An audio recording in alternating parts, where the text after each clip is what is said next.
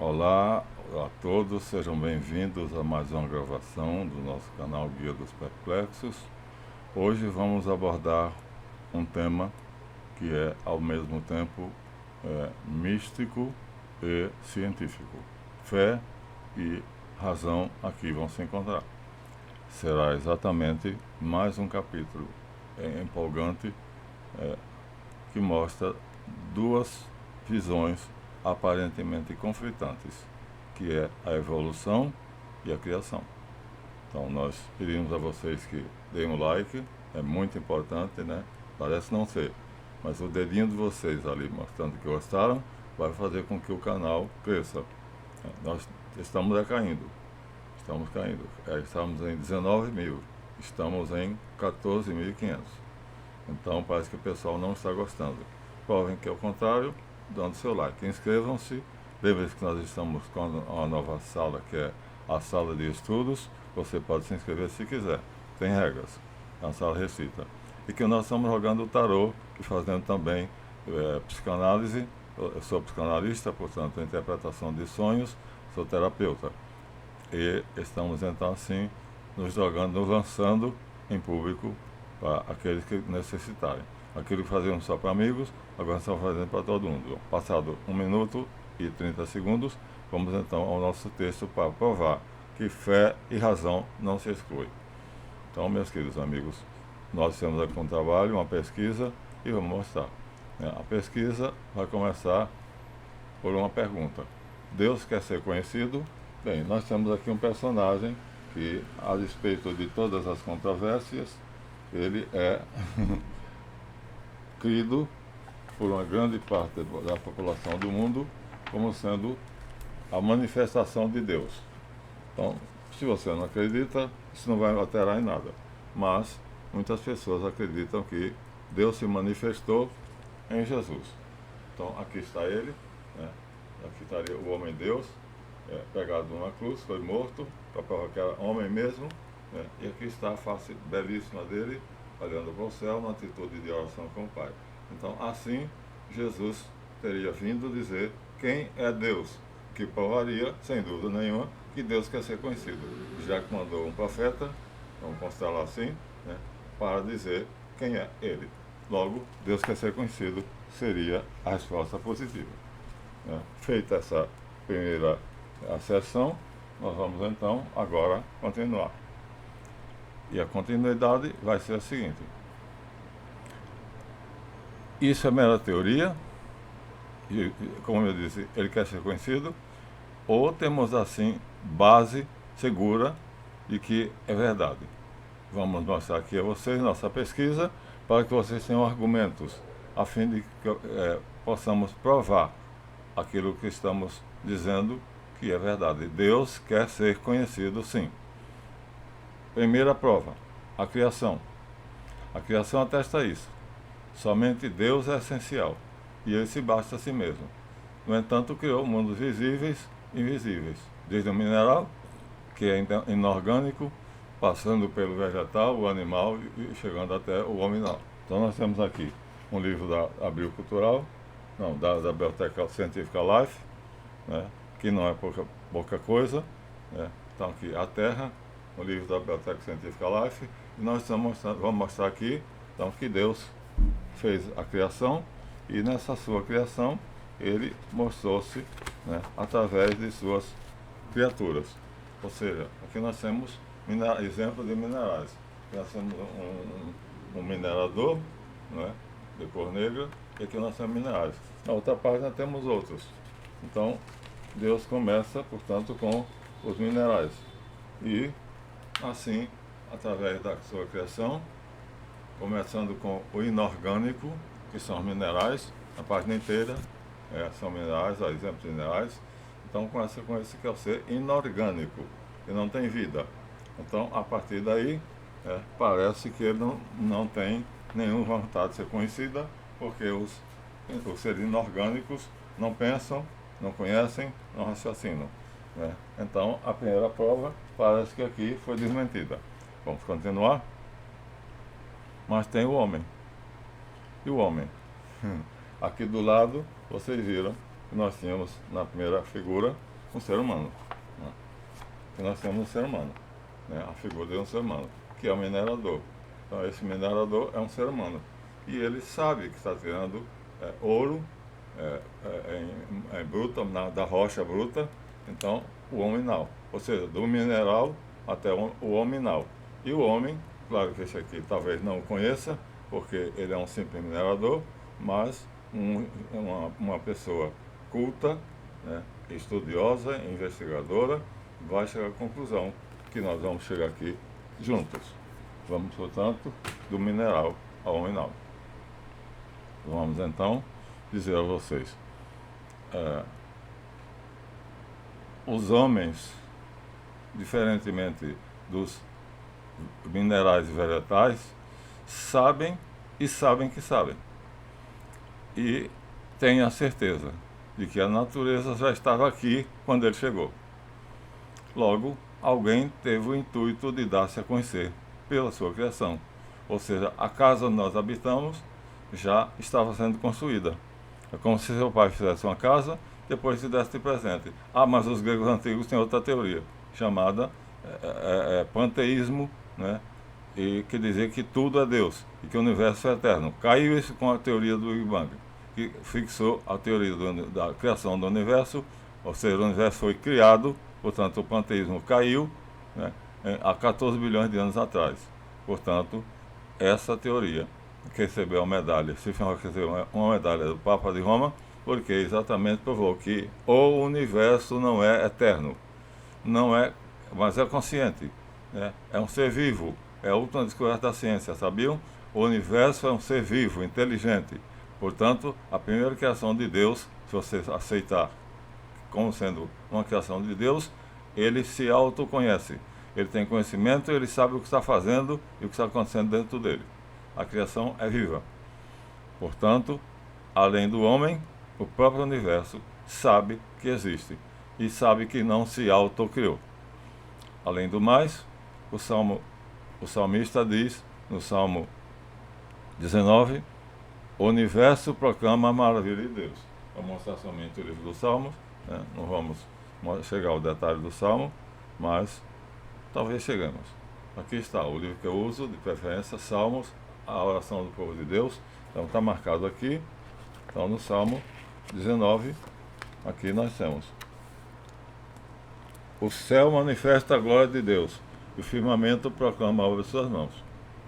Aqui está, Salmo 91, Salmo 19. Os céus proclamam a glória de Deus. Está aqui, ó. Não é lá em cima não. Esse hino de louvor a Deus, aí é comentário. Assim, aí embaixo aqui, ó. O céu manifesta a glória de Deus. Começa aqui, ó. E a natureza proclama o seu louvor. E o firmamento proclama o seu louvor. Então, minha gente, assim, o salmista, inspirado pelo Espírito Santo, se você é religioso, então afirma no Salmo 19 que o firmamento proclama a glória de Deus. Uma estrela envia mensagem para outra estrela.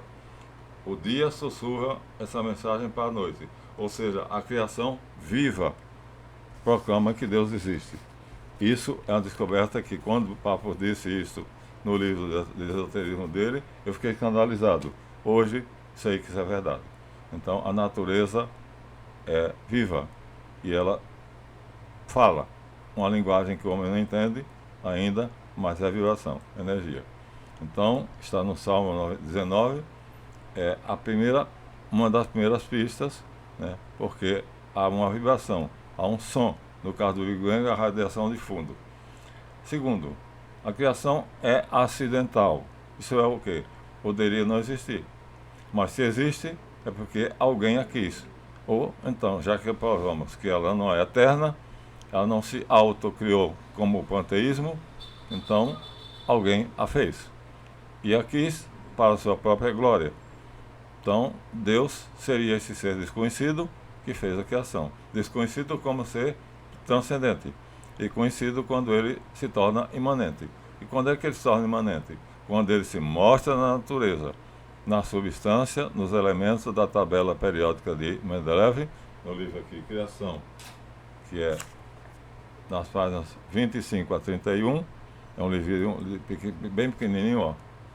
É pouco tempo, então 25 e 31, está marcado aqui, né? Uma discussão que eu tive com o professor Maurício, né? Um estudo da verdade. Aqui é sobre criação. Ó. Criacionismo ou evolucionismo. Nós estudamos isso aqui, os três, um testemunho de Jeová, que era um engenheiro, eu católico, naquela apostólico romano, eu sou católico esoterista e ele era batista. Aqui é uma conferência que nós fomos assistir, dada pelo professor Cristiano P. da Silva Neto, da Associação Brasileira de Pesquisas para a Criação. Então, vamos assistir aqui, dias 23 e 24 de outubro de 1982, tá? Entrada franca. Então, meus amigos, isso aqui era, portanto, a propaganda que eu, Maurício, e não lembro o nome do nosso terceiro colega, mas todos os três tínhamos terceiro grau. Eram, portanto, de nível universitário. E nós chegamos à conclusão que o universo que está aqui, portanto, toda a criação, simbolizada aqui, ó, por um céu, né, estelado, foi feita por alguém. Ela não se autocriou, como supunham os antigos gregos pré-socráticos, né? Mas, como diz alguns livros, entre os quais a Bíblia, né, a criação é obra de Deus. Deus disse fiat, faça-se, e ele foi feito. Então, assim, nós três, embora de religiões diferentes, denominações diferentes, chegamos à mesma conclusão. Deus criou o universo e criou a nossa galáxia, que está aqui na outra página, a Via Láctea. Aqui está, nossa galáxia em preto e branco, chamada Via Láctea. Nós estamos em algum lugar aqui, não é no centro não, viu? Não é aqui no centro não, nem é no extremo, é por aqui por dentro, né?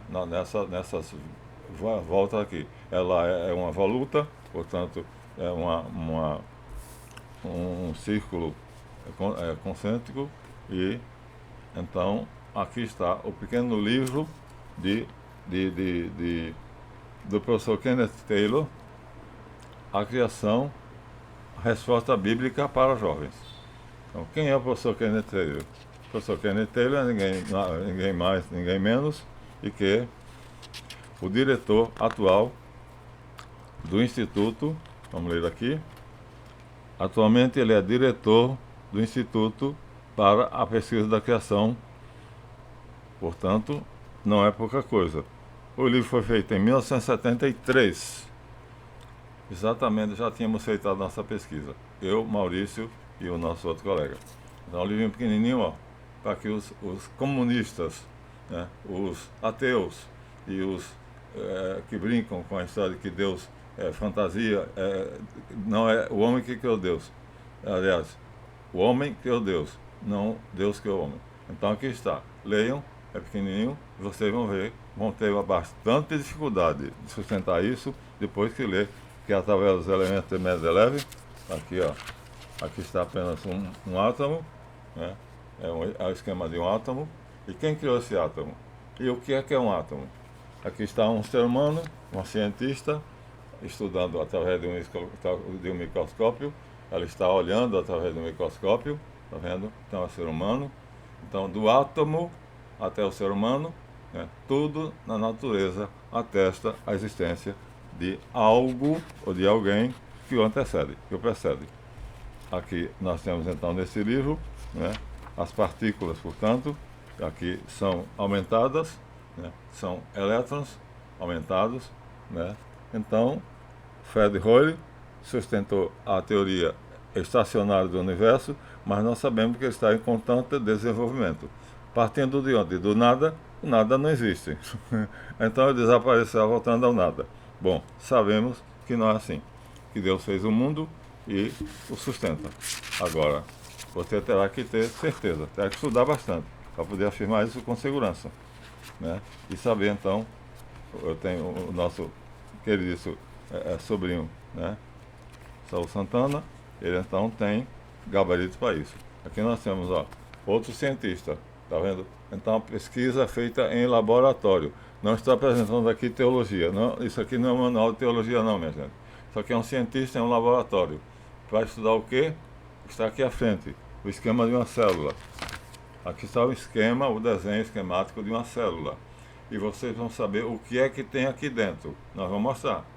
Isso aqui é um desenho, mas eu vou mostrar. Lá até o final eu vou mostrar. Aqui nós temos as fases da célula, na multiplicação celular, mitose, meiose, e vai por aí, interfase, prófase final, e vai até assim, por aí assim. Aqui temos uma visão da cadeia DNA, e aqui temos um desenho dela. Então, minha gente, não é pouca coisa. Aqui nós temos formigas, que agem pelo instinto, ou seja, são programadas para fazer o que faz. Não somente elas, mas também aqui nós temos uma lula gigante, que vive a sua vida e vive aquilo que ela foi feita para fazer. Não, assim, temos uma teoria que diz que tudo no universo tem um programa. Tudo foi programado. Essa tese tem uma formiga única. Essa tese é do professor Jacques Monod. O universo é programado. Tudo obedece a um programa. O livrinho é esse aqui. A criação, resposta bíblica para os jovens. Para que os jovens não saiam por aí dizendo besteira. Tá? Se quiserem, então comprem o livro, porque ele é acessível. Muito barato. Vamos continuar? Muito bem. Então, meus amigos, se vocês virem a tabela periódica dos elementos, vocês vão ver que a partir de proteínas até a célula temos um salto quântico. Por quê? Do não vivo, ou inanimado, ou inorgânico, chegamos ao vivo. Mas acontece que Pasteur provou que omnio vivum ex vivo, ou seja, todo ser vivo provém de outro ser vivo. E Deus é vivo. Portanto, né, o vivo, que é a célula, não poderia vir da molécula, que não é viva. Portanto, uma molécula jamais, em bilhões ou trilhões de anos, jamais conseguiria produzir uma célula. Jamais, se não fosse a mão divina. Isso é a ciência já que diz isso. Quem diz isso vai ser Michael Berry, Jacques Monod e o professor Marco Eberlin. Então, agora, isso já é ciência.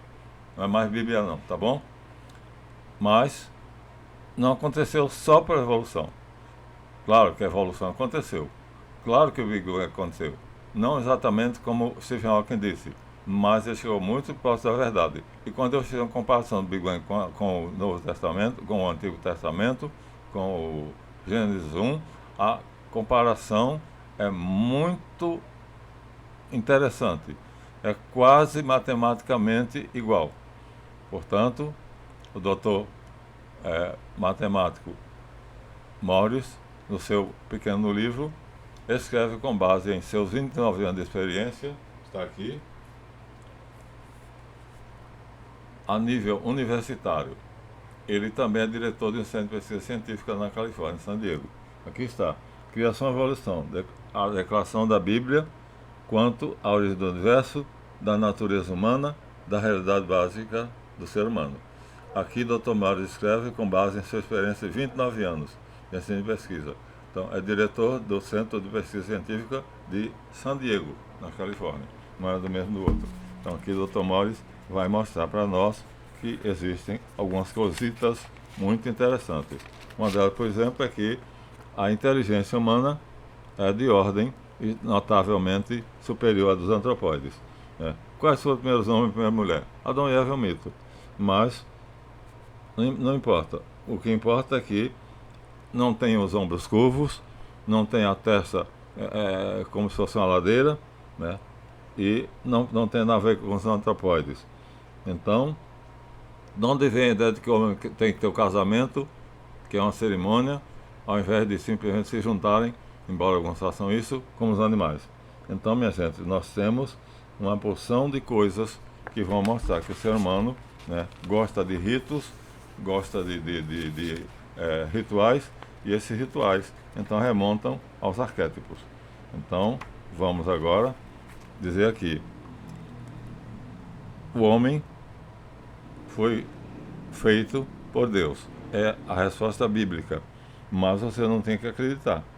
Assim deve ser consumada a primeira união nupcial e o primeiro lar foi estabelecido.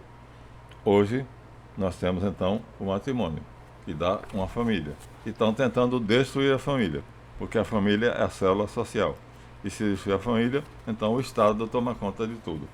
E aí nossos filhos vão ser educados pelo Estado, Deus sabe como, né? Um Estado ateu, né? Mas nunca foi tão perverso como é hoje.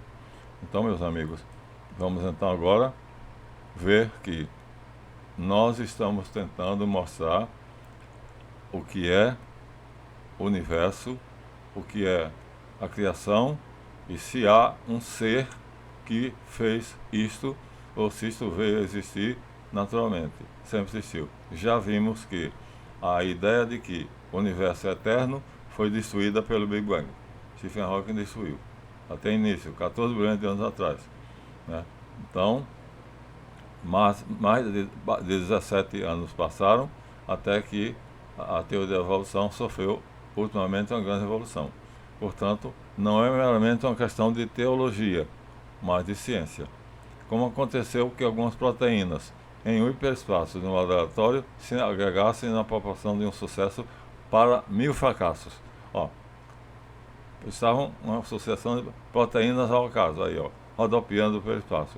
De repente, aleatoriamente, elas se passavam e grudavam uma na outra, numa sucessão de 1000 fracassos para um sucesso. Então daria 3 vezes mais tempo do que esse Hawking calculou. Então não seria 14 bilhões, seria 14 bilhões vezes 3, segundo o professor Morris, né? Matemático fora do comum, de uma formação, né? Então, minha gente, a matéria e a ciência, né, mostram que algo, no final das contas, é evidente. E não há evidência nenhuma da evolução. Os fósseis não provam nada, porque você tem o selacanto, que aparece nos fósseis, nas paredes fósseis, né, no fundo do lugar do navio oceano, e lá o selacanto não existe mais hoje. Ah, evoluiu para quê? Não tem a sequência da evolução do selacanto para o peixe como hoje, seja a tilápia, seja a corvina, seja o que for. Então nós não temos elementos intermediários. Então os fósseis não provam nada, não tem evidência, simplesmente aconteceu algo. Indo além, fica mais ainda difícil provar que os seres vivos, do quais temos hoje vários exemplares, uma quantidade imensa de espécies, são muito diferentes no passado do que são hoje. E há um salto quântico para aceitar a atual hipótese da evolução, embaixada da teoria, de teoria para hipótese. Os bioquímicos a cada dia mais nos oferecem a prova que tudo obedece a um projeto, que tudo é determinado por um projetista, seja qual for o nome que ele dê. É o que Jacques Monod diz aqui no seu livro A Causa da Necessidade. Jacques Monod era ateu, cientista, mas completamente sério.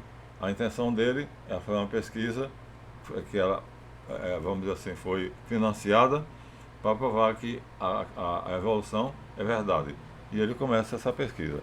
E nós temos aqui na página, a partir da página 30, ele faz a teoria do projeto inteligente.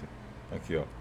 Aqui está a teoria do projeto inteligente, que ele chama de teleonomia. Ele que é um neologismo. Já mostramos isso antes, teleonomia. É um projeto inteligente. Tudo é projetado. Então nós temos a página 31, nós continuamos o assunto na página 32, onde ele faz a experiência, colocando uma Escherichia coli dentro de um tubo de ensaio, e assim ele chega à conclusão de que nada nessa vida aconteceu por acaso. Portanto, a relação de prioridade entre invariância reprodutiva, ou seja, toda célula só dá uma célula igual a ela mesma. Aqui na faringe nós temos 3 tipos de célula: faringe, laringe e esôfago.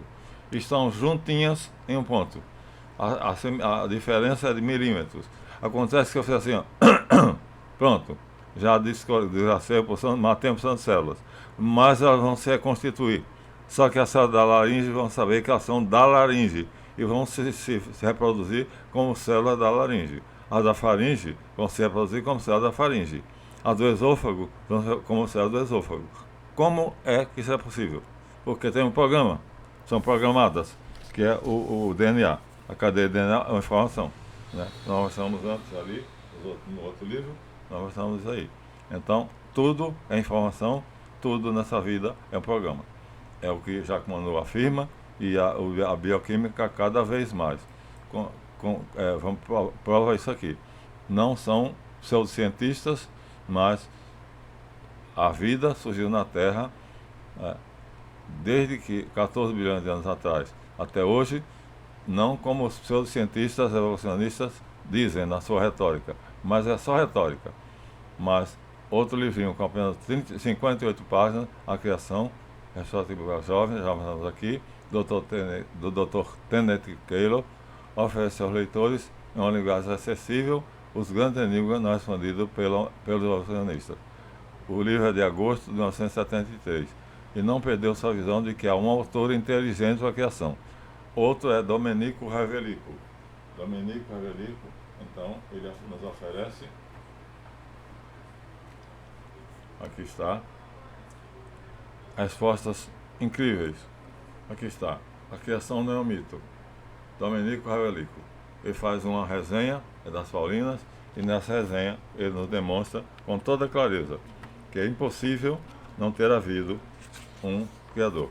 Porque aqui nós temos células nervosas, ó. Aqui nós temos células nervosas. Acontece com vocês, ele vai dar agora os detalhes dessa célula nervosa. Vamos segui-lo? Vamos segui-lo. A figura 1. Tá? Vamos segui-lo. Ó, a construção dessa célula nervosa. Aqui está um cientista estudando em laboratório como é que essa célula nervosa funciona. Figura 2.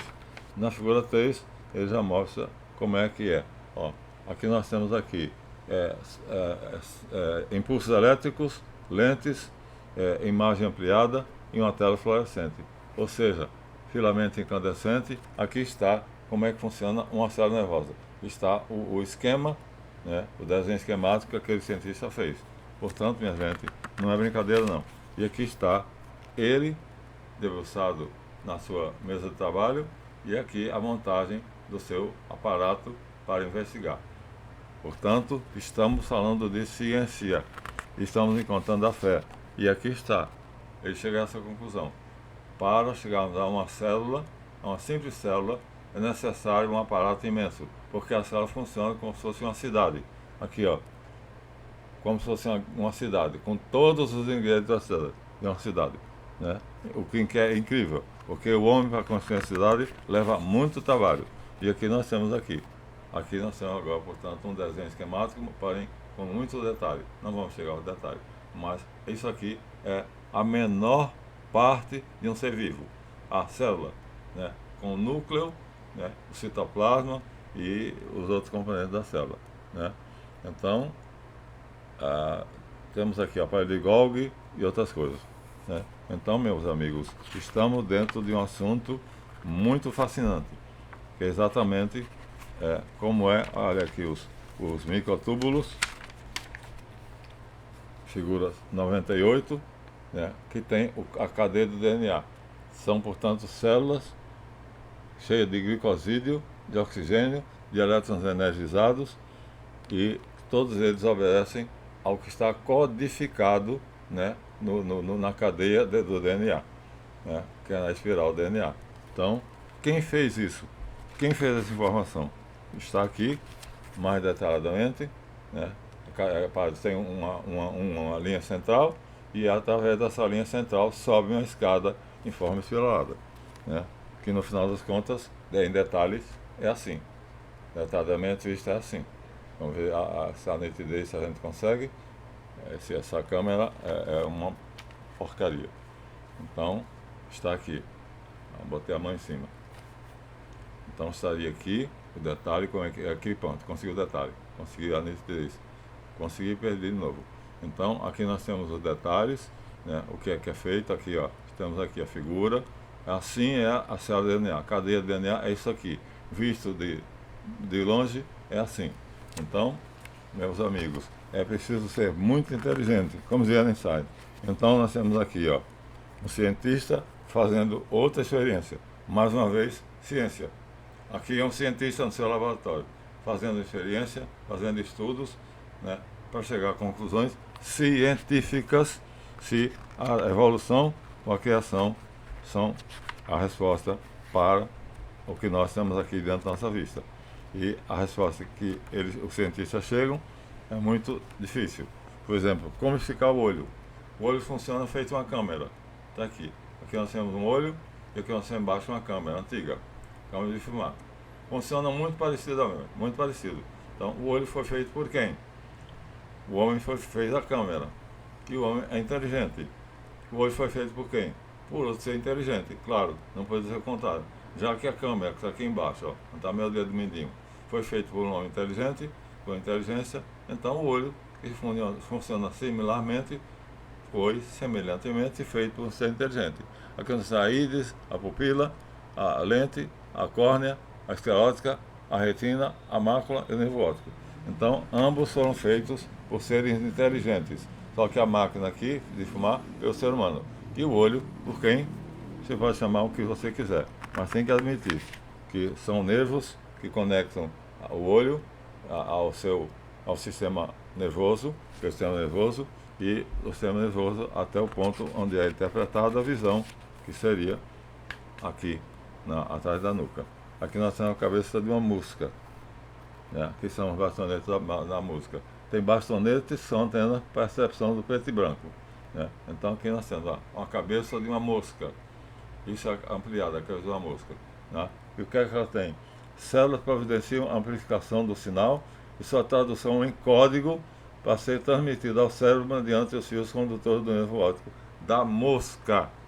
Então a mosca que não tem juízo, que não tem a inteligência que nós temos, então é totalmente programado. Então dizer que tudo isso aqui veio do macaco me parece ser forçado demais. Né? Através de bilhões de anos, então nós vamos, né, da idade do chimpanzé até a idade do homem, então vai evoluindo e aí nós somos macacos evoluídos. Só se a sua família, a minha não é.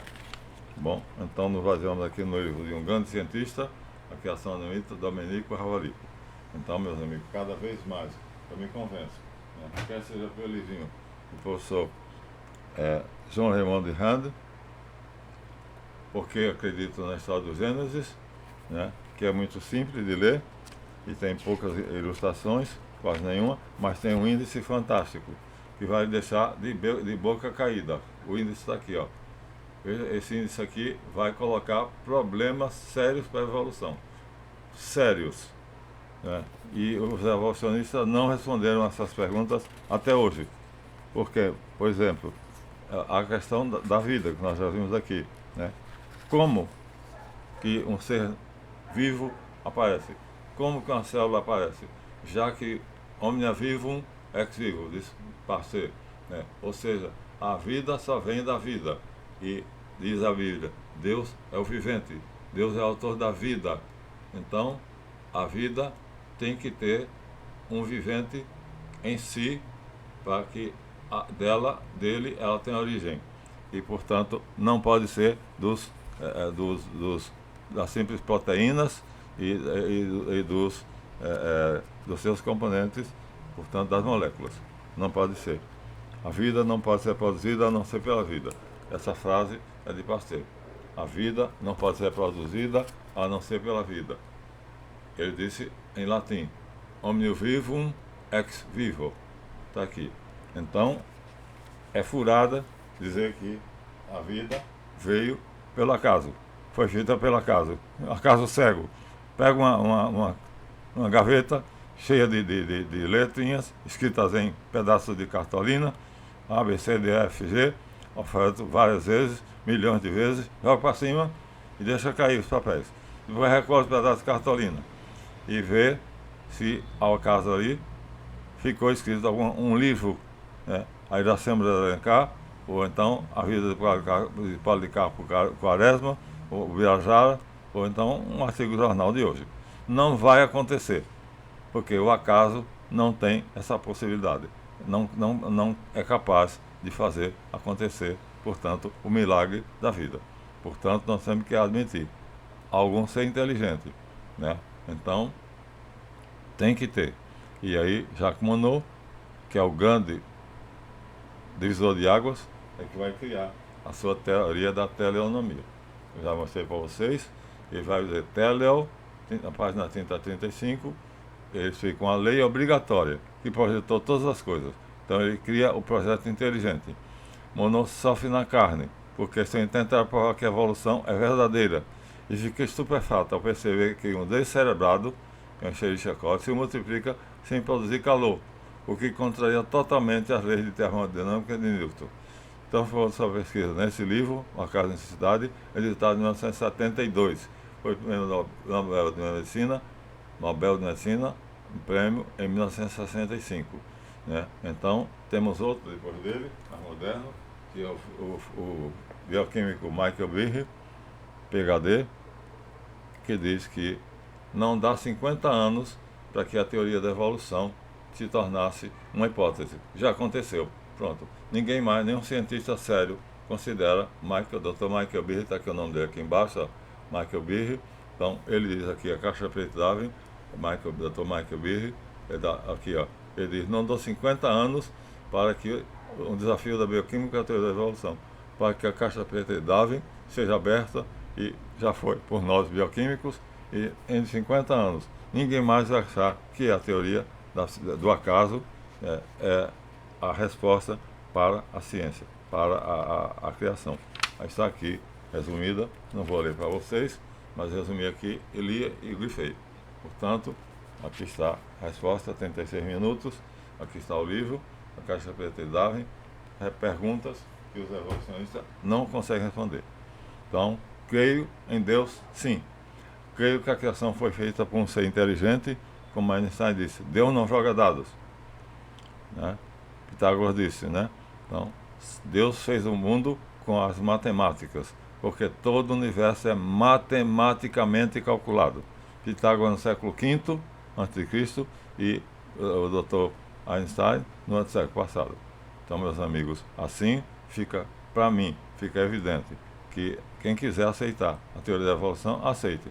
Agora, ficou uma coisa aqui meio estranha, porque um padre Teilhard de Chardin, nós temos aqui uma coleção completa dele, ele queria mostrar que a evolução pode ser conciliada com a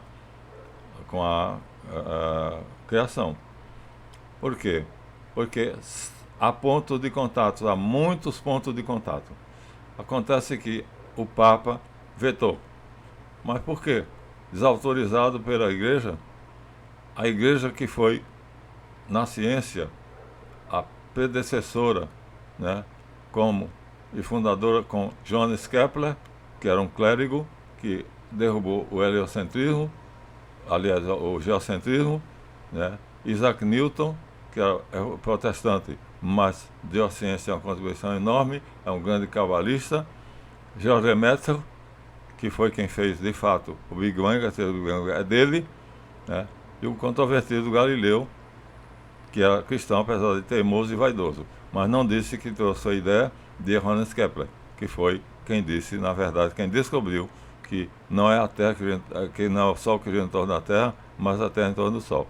A questão toda é a seguinte: se a Igreja tem todos esses nomes, que são religiosos, né, por que não permitiu a divulgação das obras do Padre Teilhard de Chardin? Por que não? Né? Eu tenho aqui, apenas de toda a coleção, tenho apenas alguns livros dele, e ele concilia. Ele é jesuíta e arqueólogo.